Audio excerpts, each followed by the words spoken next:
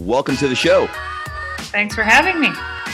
I am super excited to have you. And in doing research for this podcast, I had to check my sources multiple times because I said, it's not possible that nobody would ever want to do that. Nobody could have done that.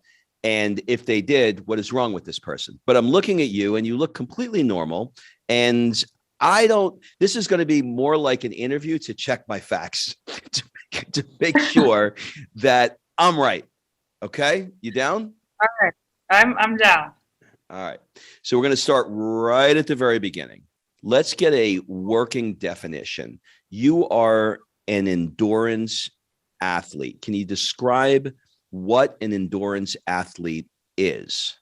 Yeah. So I like all forms of, using my body in the long distance. So there's endurance swimming, cycling, running, rowing, and it's kind of, there's a definition for like what makes something a regular event versus an ultra event. But for me, my passion is just the mind over matter. And no matter how far you go, you're going to hit those lows. And so endurance is all about, the hour after hour after hour and just really witnessing what our bodies are capable of in any kind of form of athletics.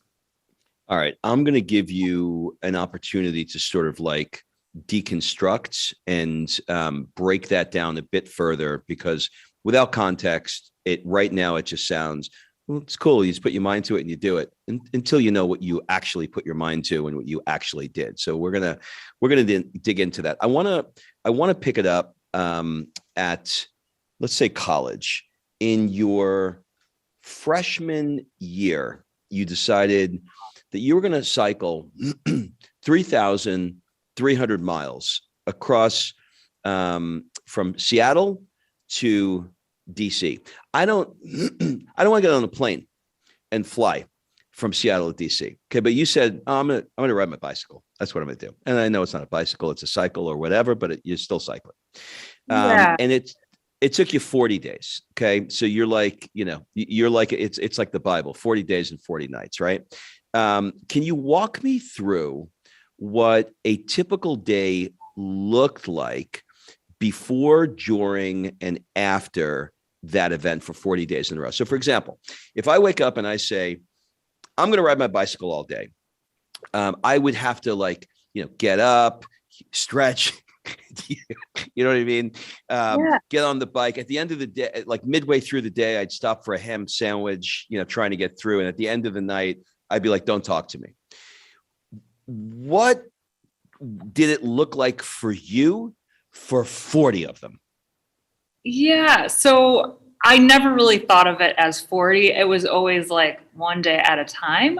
But that was a part of a charity ride. So that meant that I was with other cyclists. There were some things in play that meant that like where I was sleeping and where we were staying an extra day or how many miles we were doing. It was a very simple way of living. So on average, we did 80 miles a day. And the most we did was maybe something in the hundreds, but it usually starts very early. Most of the time it would be camping, and sometimes it would be like staying at college dorms.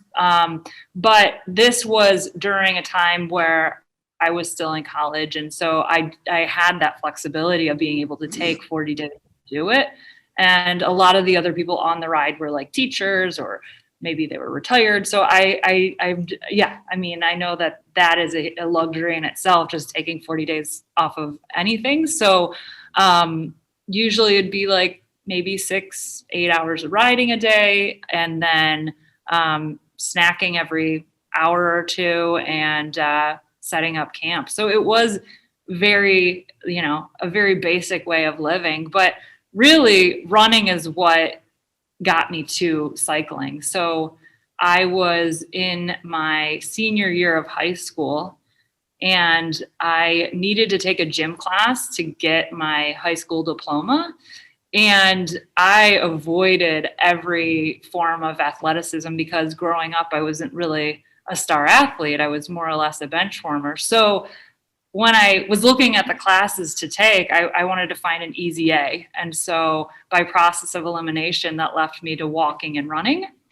And so I was just, I was like, I want to just figure out any way to get out of taking this class. I wanted to, get petitioned that I wouldn't have to take it. I was just dragging my feet. So at the beginning, I was just walking, and week by week and seeing other people that were running, that was where the seed was planted. Can I run 1 mile straight? And there was no pressure from coaches or letting teammates down. And it was a very pure act of curiosity. And it wasn't this magic Nike moment of running that 1 mile, but 1 mile was just enough for me to say, I never thought I could do that. And I was wrong. So what are all the other things that I'm wrong about? What are all these, lies that I'm telling to myself? And unless you try, that's a huge thing for me. Like, people will tell me, I could never run a marathon. I could never run 100 miles. And my biggest thing is like, well, have you tried? And if the answer is no, no one has ever run a marathon without actually trying. So I'm all about the try, and just kind of letting the chips fall and seeing what's possible with this. And so, yes, running, I was like, okay. And then I built up to run my first marathon. And that is kind of where it switched to, okay, I reached some kind of level in running. Now let's see if I could try an endurance cycling event. So yeah, running led me to riding. Okay, we're gonna get into a few more things. We're gonna be talking about swimming and rowing and a bunch of other stuff that you've done. But I want to take a beat here for a second, and I want to sort of like take a check under the hood, and I want to sort of think through this process, right? So for the people that are listening now, perhaps he or she has set a goal to run a 10K or to run a half a marathon or to run a marathon. I personally ran 2 full marathons. By the end of the second one, I said, I'll never do this again. Like, it was torture for me, right? There were all kinds of problems. There was like a knee thing, and there was a toe thing, and there was a back thing. But what I did notice was happening is as I was going through, like if I hit like the 6 mile, like I would always get this problem on the 6 mile. Like it was like clockwork. And then I worked through like the 6 mile thing, and then it just disappeared. And then I had a new one like on the 10th mile. Do you know what I mean? Oh, totally. Yeah. Okay. So when you are doing what you're doing, you mentioned that you take it one day at a time. You don't think of 40 days in a row. You don't think of 3,300 miles. You just think of, I just got to do today. When you have, because you're human, I mean, you are, when you get the pain in your toe, when you get the back pain, what do you like? How do you deal with it? Do you stop? Do you like, how do you push through to something at this extreme? Because I'm sure you had 1,000 things that happened before the end of anything you've done.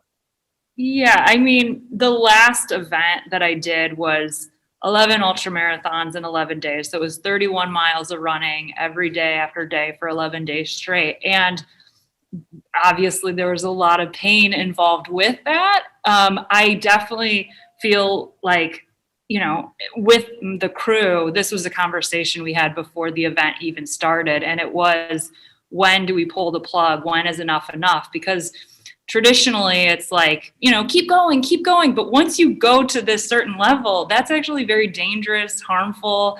And so we've, before it was in the middle of the event, we've defined when to pull the plug. What is, because there's this fine line. You'll see it at races too, where people are really in pain and struggling and suffering. And most kind thing you could do is tell them to stop and protect their bodies. So I do know the difference between like pain that's injury and then pain that's fatigue. And I think when you're doing endurance, it's really important to differentiate that.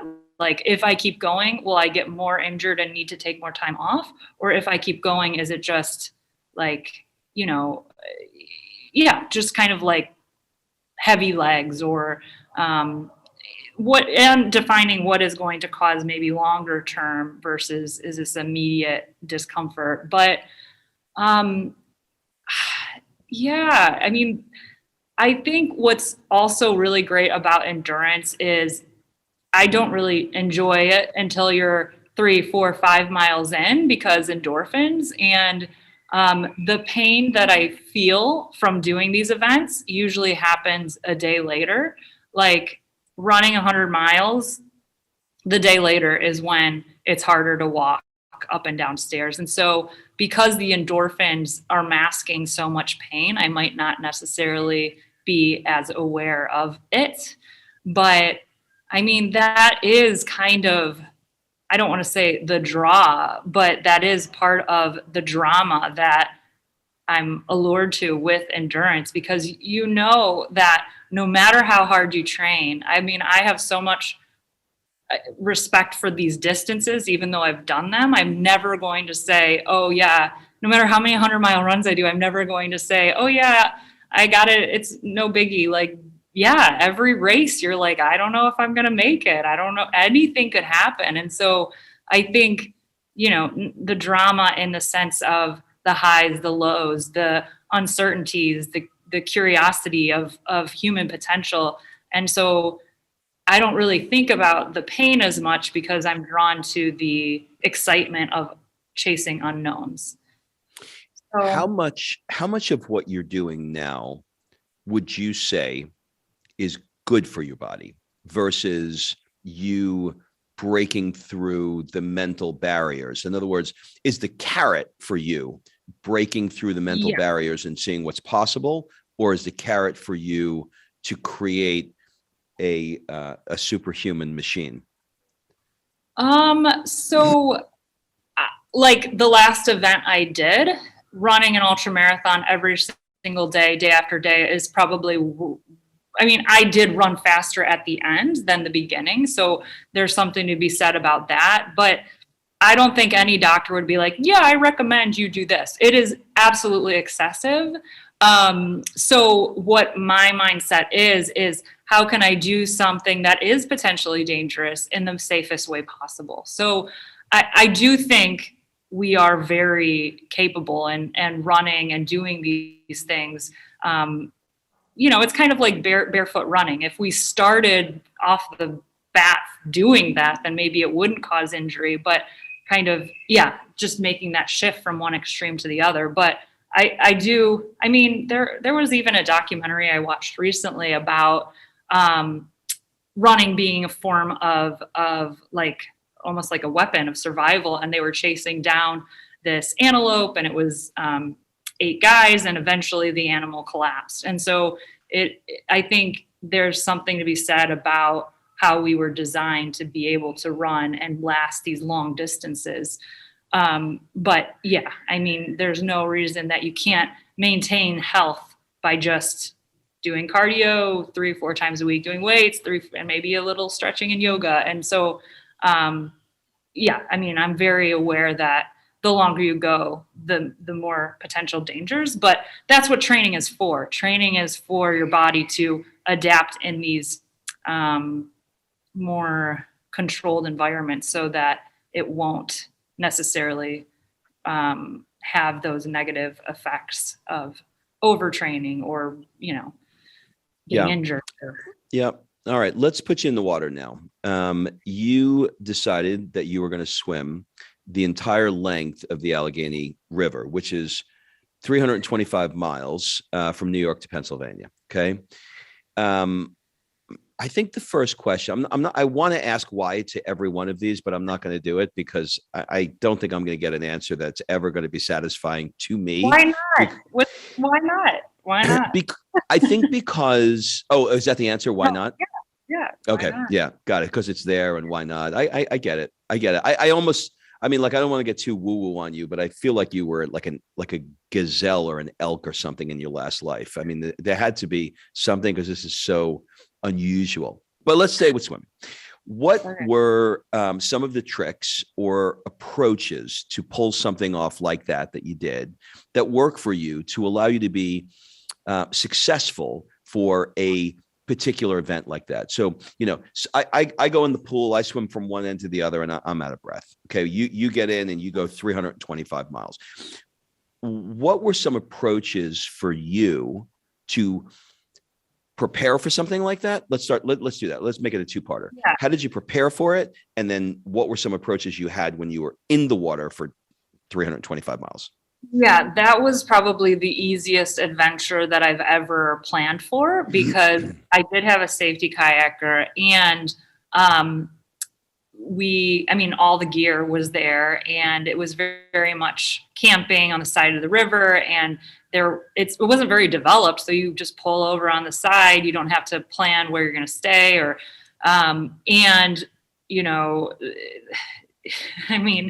it was just a matter of getting food. And as long as there was food, So, and it wasn't like a river that branched off a ton of times. So there was not this need to figure out how to navigate the river. And it wasn't, there weren't boats until the end. So it was just a matter of having the gear, having the basic gear of camping and water filtration, and maybe a week's worth of food just to start. I wrap my head around distance so say I asked you, okay, or can you walk 8 hours today? And you wouldn't think, oh, I really need to train. No. So I think of endurance as finding that easy, like sustainable pace. So I find the walking pace of running, the walking pace of cycling. And that's not always, I do races, but if you work with coaches, and they'll usually talk about like different zones where your heart rate should be, zone 1, zone 2, up to 5. And most of the work that you're doing in endurance is zone 2. So it's a very comfortable, you can have a conversation the whole time. So I thought of that is kind of how I think of these activities, that if you are exerting too much energy, you're going to pay for it the day after day after day, because it's going to compound. So ultra running is an example where most people will walk up climbs, because what you gain by running is not worth what you lose by the effort it takes to run up a hill. So there are different smaller strategies to think about conservation. So just it's pacing. It really comes down to that. And a huge part of it is fueling.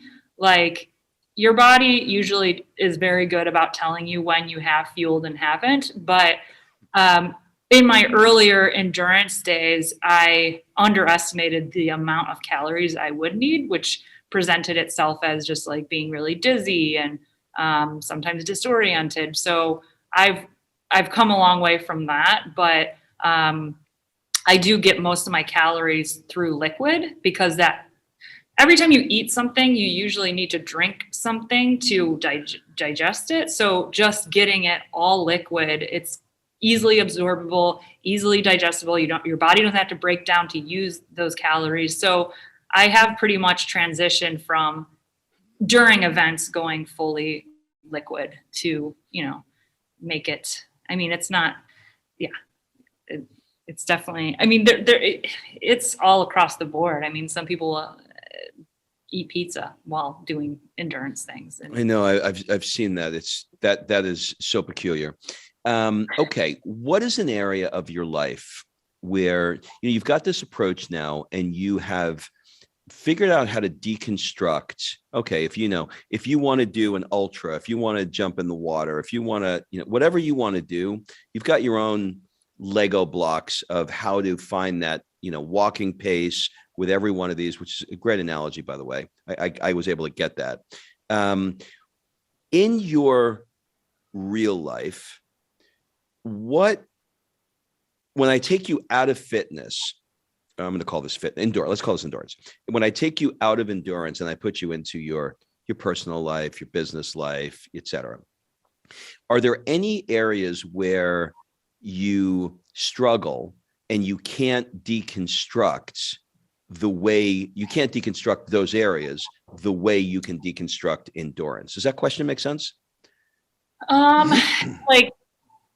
Like clearly I thrive in the challenge, but where else do I might struggle to, like what would be more challenging for me since the challenging thing seems easier or something like that? Like, yeah. In other words, like, when, if you're a wife, if you're a mom, if you're a friend, if you're a daughter, we have challenges, right? Things are not always so easy. You can't quite deconstruct it. So you can't, you can't apply, this kick-ass thing that you have to other areas. So are there any areas of your life where you're like, I just can't get a grip on this one? Like this one. I'm like really bad at cooking. Like don't Cooking. have patience for it. Sometimes I'm so focused, I forget to eat. And as someone who's done so many athletic, endurance events, eating for me feels like a ball and chain, like, oh, it's 2 hours, I'm already hungry again. And so something that's very, most people can cook. Like it does require patience. It does require just something I definitely don't find joy in. So not cooking is not my thing. But well, let's talk about another area that is your thing, which is rowing. You decided that you were going to up the ante again and do a solo rowing in the ocean, making you, I believe, the only American to have rowed from Africa to South America. And I think it was 2,817 miles. Did I get that right? That would be straight line. So it was like 3,000 with the squiggles, but yes, pretty much 3,000 with the squiggles. Okay. So how do you mentally prepare for something like that before you get in the boat and when you get in the boat? Just mental, not physical, just mental. Yeah. I mean, nothing can prepare you for the Atlantic. And I did work with a sports psychologist, which was helpful. He's worked with a range of different athletes. And so we kind of went through, what's the worst that can happen? What's the best that can happen? What's the most likely to happen? And even during the row itself, I was giving updates about, and he'd have me like fill out a little survey to see, and just kind of see where my mind went. But I think the most challenging thing was coming out of the row rather than going into the row, just because, solitary confinement is like, the worst form of punishment. If you're in, and sometimes there's this thing that happens where you're in that solitary confinement and then you're taken out. And that was this controlled world. And then you're out of this, so many unknowns. And that was a huge transition for me, just to go from, for many reasons, like to have an experience that not many people could relate to could often feel isolating. I mean, I do have friends in the ocean rowing world. Aren't many of them. Most of them are in the UK, but I think that is almost the part that is most overlooked as coming down from. I mean, for so many reasons. And I am in a different place now, but I very much attached my worth to these endurance challenges.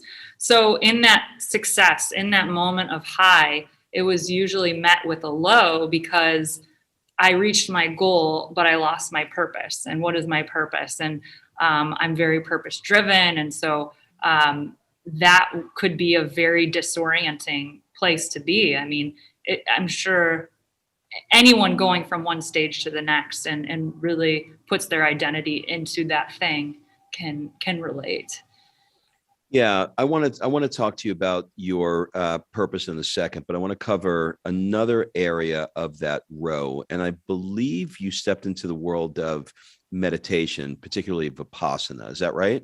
Yeah, yes, exactly. Okay. So I have a friend who did the Bike Across America. We did that together, and he mentioned like, man, I did this meditation retreat. He was in Thailand at the time, and was like, it was the hardest thing I've ever done, and just how beneficial it was. And so that was it. That was like the little seed that was planted. And so there are Vipassana retreats all over the world, and I found one. I was living in Ohio at the time, and I think the closest one was Michigan. So that was huge. I mean, it may seem like, okay, meditation and doing activity, how are those two things related? But it's not the big scary waves. It's not the sore muscles. It's how you respond and react, and how you can watch emotions rather than participate and engage in and indulge in them. So I did 3 of those. And so they were these 10-day retreats, meditating 10 to 12 hours a day. There's no reading, there's no writing, there's no talking. It was noble silence. And so that helped me understand what it would be like to kind of be in my own head for that amount of time. And even being on the row, I had podcasts, I had pretty scenery, I had beautiful sunsets, I had things that I didn't even have in that meditation retreat. So I think that was definitely a helpful tool to know what to do in those places in your head when you're alone. Okay. So you're in the water, you've got crazy crashing waves around the Atlantic that you're having to navigate. You're listening to Comedy Central. You've got a background of Vipassana that you can use, and you're out there by yourself all day. It's just you. When you look back on that time, do you look back on that time like, shit, I'm glad that's over? Or do you look back on it and go, I miss it? So I look at it with a lot of gratitude, just because I am very aware of, there's a lot of extremes. There's one person that will say, I would never do that. That would be the worst nightmare. But it is definitely a privilege to be able to experience something like that.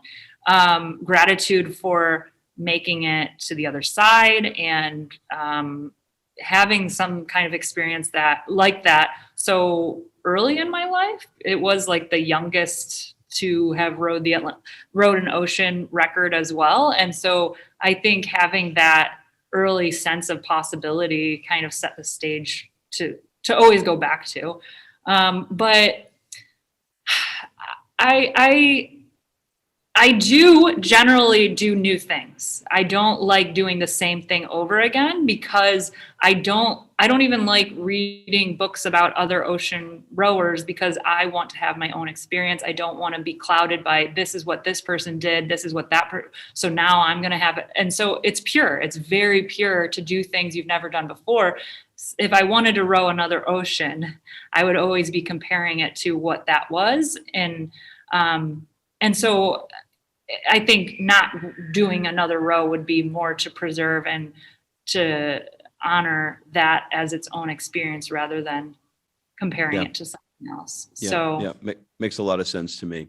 Okay, the last one I want to talk about is I want to touch on running one more time. In 2020, you became the first woman to run nonstop across the state of New Hampshire in 11 hours.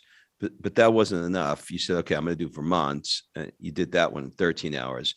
And then you said, you know what? Let's just do Maine. And that one was 33 hours. Did you get any injuries at all during any of those I mean, I go out 2 miles, I get a shin split. Like what kinds of injuries did you get when you do something like that? Yeah, I mean, I'm still like recovering from the last run with my toenails. Like toenails don't always hang around. And so I, I do have a wider toe box. And so what happens when you're running really far is that your feet can swell an entire shoe size larger. So, yeah, blisters and losing toenails is kind of part of the game for most or many ultra runners. And then because I was on pavement, typically when people do ultra marathons, they switch from road to trail just because it's easier, the pounding of the pavement. Like when you're running, you're putting 2.5 of your body weight, two or three times your own body weight on that cement, on that pavement. So I mean, there was no trail across Maine, so I didn't really have any other option but to do road. So on about maybe mile 110 is when I just had a lot of swelling. And so I did have some edema in my ankles. And so it was just, yeah, really painful and a lot of fluid in my ankles. But that did clear up within, yeah, maybe a few days. So that would, I guess that would be the toenails and some edema, which I mean, you can actually get that from sitting too long, like if you're on a flight. So it's just kind of for sure. Do you what's next on the horizon for you in the area of endurance? So I haven't done any rollerblading or inline skating one. So my friend and I are doing it's a smaller thing, but it's rollerblading from Key Largo to Key West, doing an ultra every day on skates.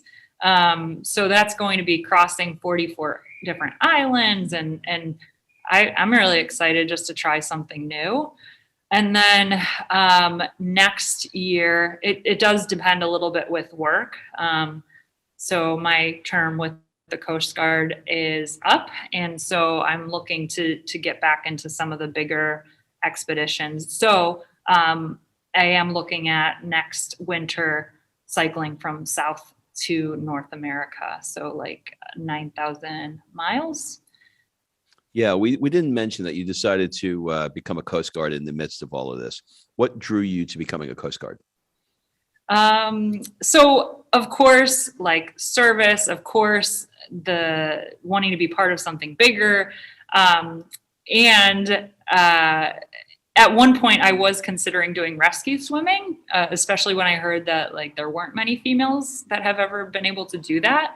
And I was training and I reached this level where, you know, to qualify to be considered. And as soon as I reached that, I was like, oh, I just wanted to know I could, which is very much what I do all the time in endurance. I just want to know if I can. And then once I realize that, then I usually back off and try something else. Or so that's great to apply towards your hobbies, not so much with your career. So I did look at what other opportunities and apply for officer candidate school, and that is where I am now. So yeah, I mean, there's so many good things to say about the Coast Guard aside from the mission and the people I get to work with, constantly learning new things, never really knowing.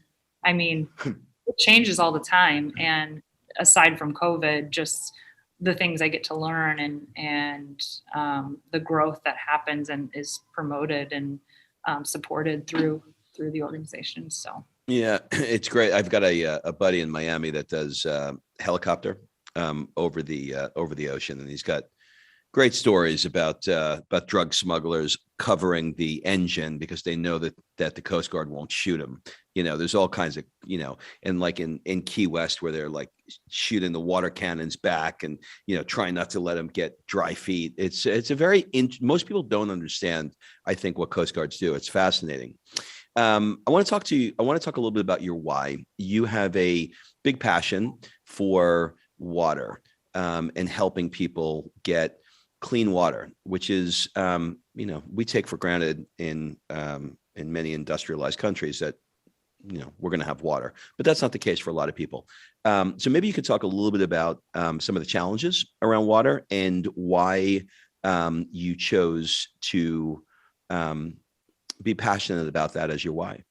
Yeah, I mean, I definitely believe that if you have a strong enough why, you can figure out how. And my why has always been water. I learned about the water crisis while I was living in Australia, and they were experiencing a drought. Every major headline was about the water shortages and this perpetual fear of it running out. And that's where I started thinking differently about water. And I was in an environmental science class where the professor mentioned the wars of the future will be because of water. And in some countries, it's already the case. And it was just that one sentence that I was just like, what do you mean people are going to war? And learning about some of the conflicts in Africa. And the feeling I had when I first learned about the water crisis, at the time, it was 1 in 6 people not having access to clean water. And my mind was just blown knowing that we have smartphones and airplanes and have all this technology at our fingertips. And yet 1 in 6 people, and I would have thought by age 20, I would have recognized the daily struggle of 1/6 of the population on our planet. And what gets me so excited about water is that there are so many problems that we have that we don't have solutions for. We don't know how to fix it. And with water, I mean, there is no one size fits all. There's wells, there's boreholes, there's rainwater harvesting. There's different ways, not only in different countries, but different parts of the country if they have rainy season or not. And so what's really amazing about water is it is the first step out of a life of poverty. And a $1 investment into clean water results in $9 to $12 back into the economy. So it is this multiplying, this ripple of impact. And I mean, the great part about it is that we can disagree about a lot of things, but I think everyone can agree that everyone should be able to drink water that is clean. And we do have the means to do it. So I have a lot of hope. And I mean, through adventures, 30,000 people have gained access to clean water. So I'm,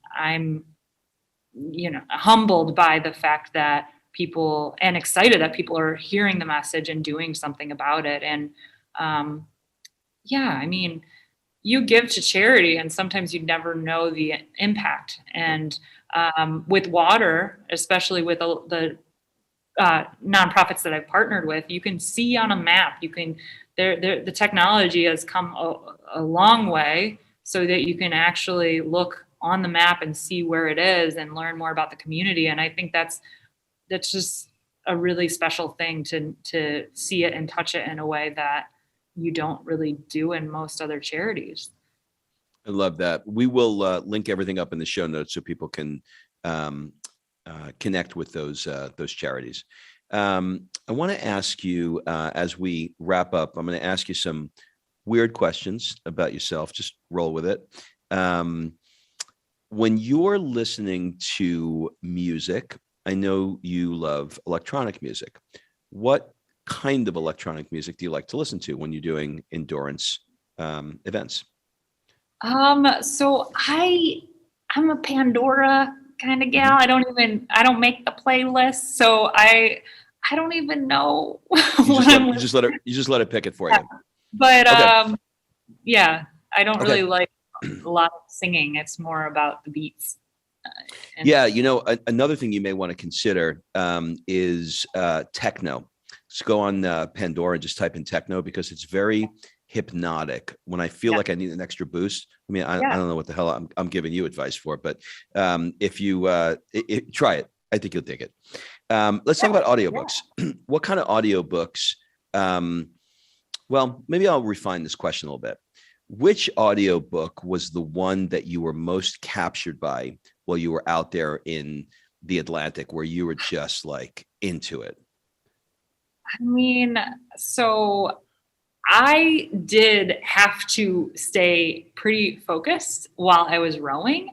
And I think most people think like on the sea it's calm and quiet, but it was actually really loud with the waves crashing and just so I definitely was all about the comedy and listening to that over an audiobook because you can catch and like if I didn't time my oar stroke right, that I could have bruised my knees or broken my ribs. Like, so you have to be very strategic about that. So I definitely gravitated more to comedy, and I had maybe like 15 hours of it. So I had to be very like, okay, just a little bit to make it, preserve that as something to look forward to. So, Is there a particular comedian that you loved more than anybody? um, Jim Gaffin. He's Yeah. great. Yeah, he's Yeah. really funny. Really, really great. What do Yeah. people often get wrong about you? Maybe that things aren't hard. Like they're still hard. Yeah. Yeah. That it must just be, yeah. Yeah. It makes sense. It makes sense because I don't want to go swimming with you. I'd be like this, like this, forget it. What are some things in your life right now that you're doing that you don't really love? You're like, I would prefer to be doing less of this. I feel like I'm like stuck in this thing where I almost have to do it, but I don't love it. I wish I could do less of it. Emails all the time. Get me away. I don't want them. Someone else respond.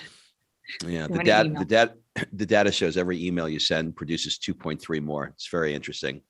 Yeah, it's crazy. You can't get away from it.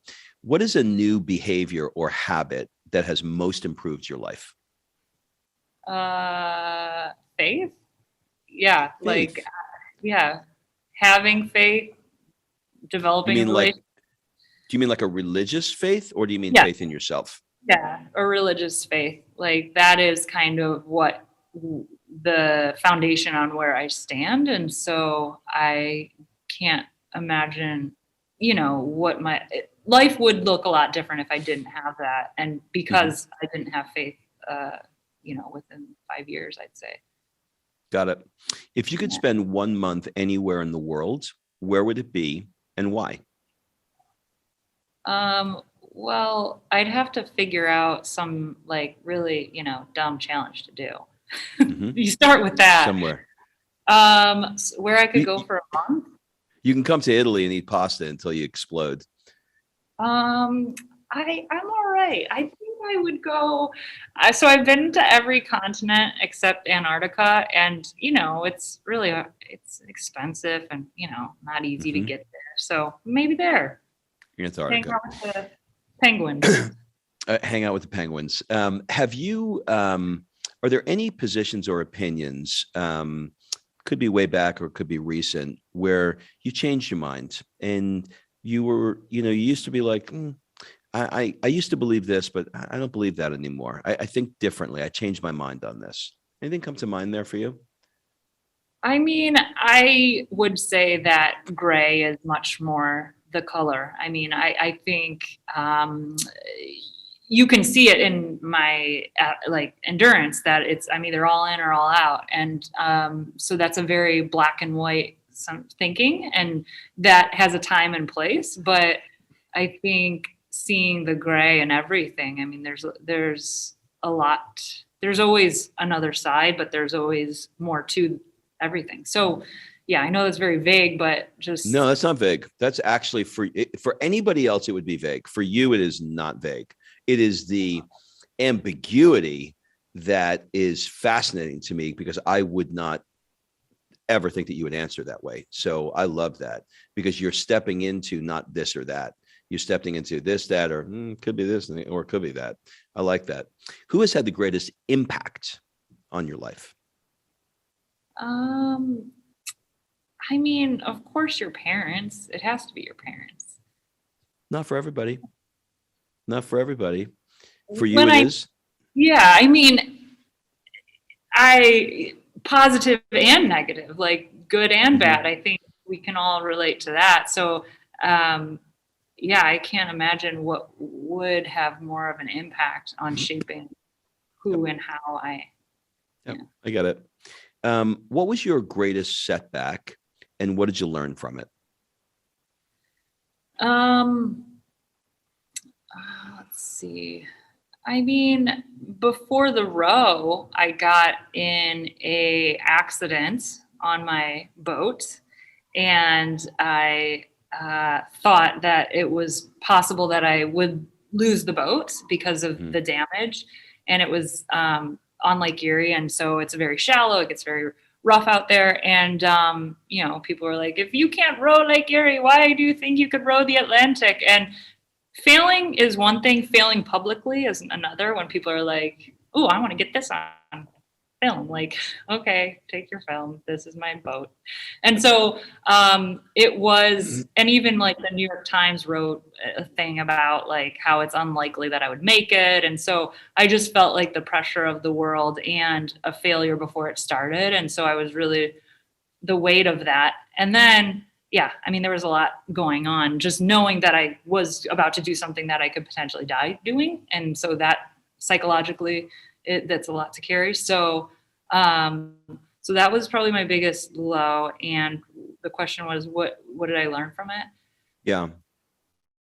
Um, I mean, you could feel like a failure, and you can, like, just because you feel like a failure doesn't mean you are. And that, I don't know, that feelings are important, but they aren't the most important. And that you can feel like you can't do something, but that doesn't mean you're right. You can feel inadequate. You can feel all those things, and yet it's still, you know what I mean? Like yeah. Yeah, there you go, embracing that gray area that you just talked about, right? It's not feelings are good or they're bad. You can be tap dancing around, both ends of it.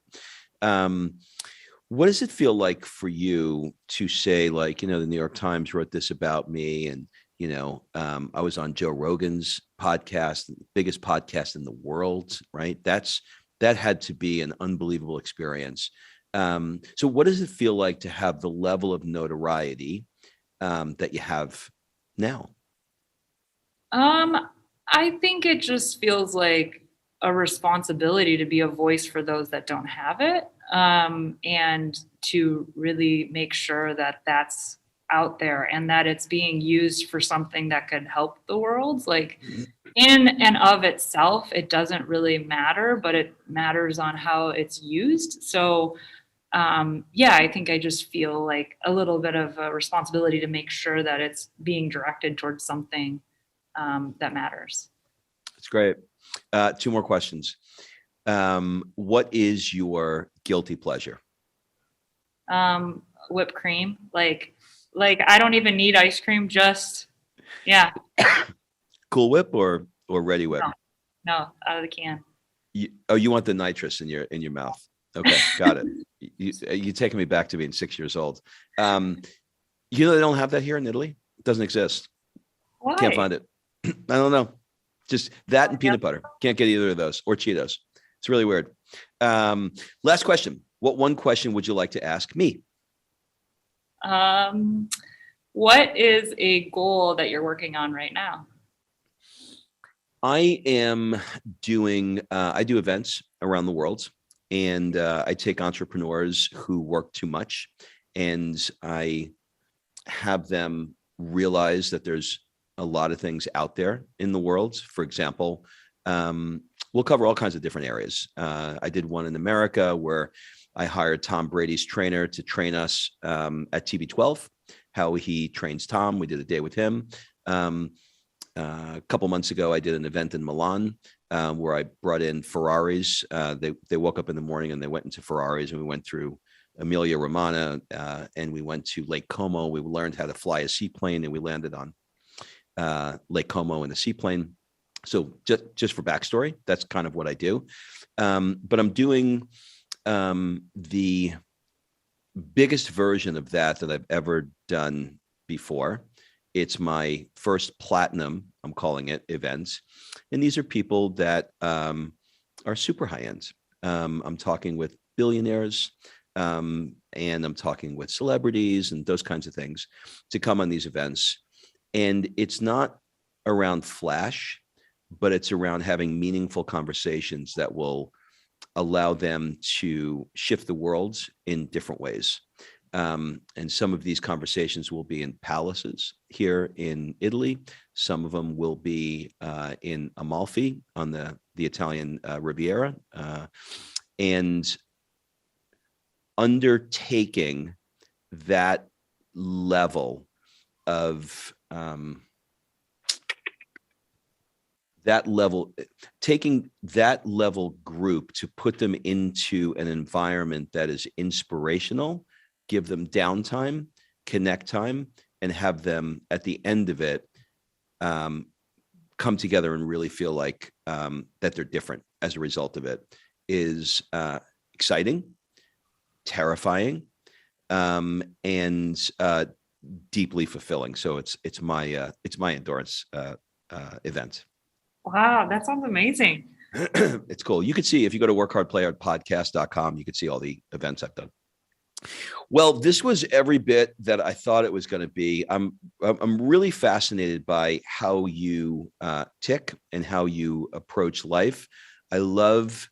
We talked a lot about the athletic part, but really, what I'm getting from this is what's underneath this is somebody, excuse me, somebody who really wants to make a difference in the world, and that's obvious. So, thank you for doing that. Thank you. Thanks, Katie.